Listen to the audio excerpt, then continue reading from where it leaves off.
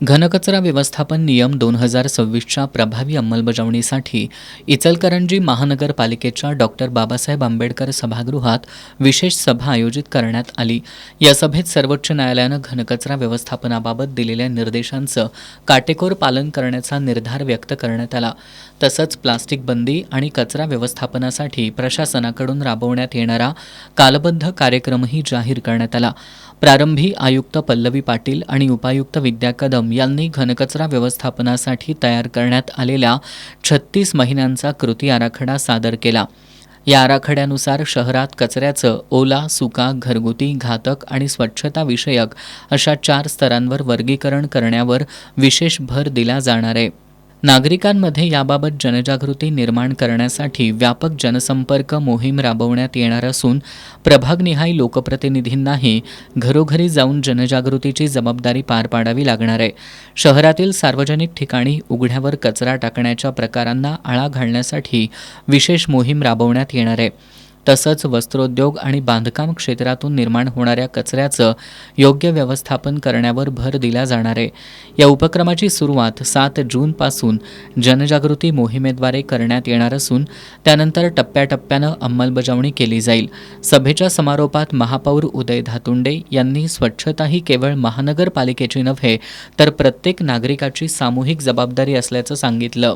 Supreme कोर्टाचे जे निर्देश आलेले आहेत त्याचं प्रशासनानं आम्हाला ती सगळी माहिती दिली की नगरसेवकांचा रोल यामध्ये काय काय असला पाहिजे आणि स्वच्छतेमध्ये नगरसेवकांनी काय काय केलं पाहिजे. त्याप्रमाणे इंदोरच्या धर्तीवर इचलकरंजीमध्ये जे कामकाज चालू होणार आहे त्याची पूर्वतयारी करत असताना प्लॅस्टिक बंदीचा निर्णय आम्ही घेतलेला आहे. कारण ज्या होणाऱ्या कचऱ्यामध्ये प्लॅस्टिकचा सहभाग हा 50% असतो. म्हणजे जो कचरा असतो त्यामध्ये प्लॅस्टिक हे 50%चा प्लॅस्टिकचा कचरा असतो. त्या अनुषंगानं आम्ही हा महासभेमध्ये आज निर्णय घेतलेला आहे की 20 तारखेपर्यंत जे काय व्यापाऱ्यांच्याकडं होलसेल व्यापाऱ्यांच्याकडं जे प्लास्टिक असेल जे नियमानुसार जे शासनाच्या नियमामध्ये आहेत तेवढंच चालेल. त्याच्यानंतरचं कुठलंही चालणार नाही.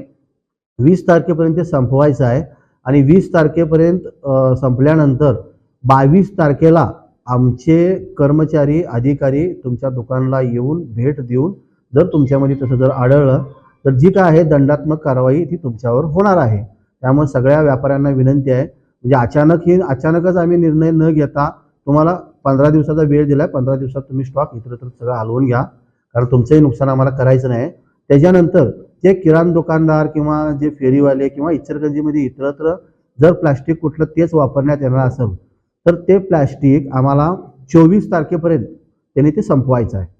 24 तारखेपर्यंत जर त्यांचं नाही संपलं तर 25 तारखेनंतर 25 तारखेपासून कर्मचारी आमचे त्या दुकानामध्ये सुद्धा जातील आणि त्यांच्यावर कारवाई होईल. हे 70 आणि 71 नगरसेवकांनी मिळून घेतलेला निर्णय आहे. त्यामुळे हा निर्णय कुठल्याही परिस्थितीमध्ये मागे घेतला जाणार नाही आहे. त्यामुळे तुमचं सहकार्य आमच्यासाठी इचलकरंजीच्या स्वच्छतेसाठी आणि इचलकरंजीनं जे स्वप्न बघितलंय प्रति इंदोर इचलकरंजी करायचं हे जे स्वप्न बघितलंय याच्यासाठी तुमचा रोल खूप महत्त्वाचा आहे. त्यामुळं तुमच्याकडून सहकार्याची अपेक्षा आहे. तुम्ही सहकार्य करावं. इचलकरंजीला स्वच्छता आणि पर्यावरण संवर्धनाच्या बाबतीत राज्यातील आदर्श शहर बनवण्यासाठी नागरिकांनी प्लास्टिक मुक्ती आणि कचरा वर्गीकरण मोहिमेत सक्रिय सहभाग नोंदवावा असं आवाहन महापौर उदय धातुंडे यांनी केलंय.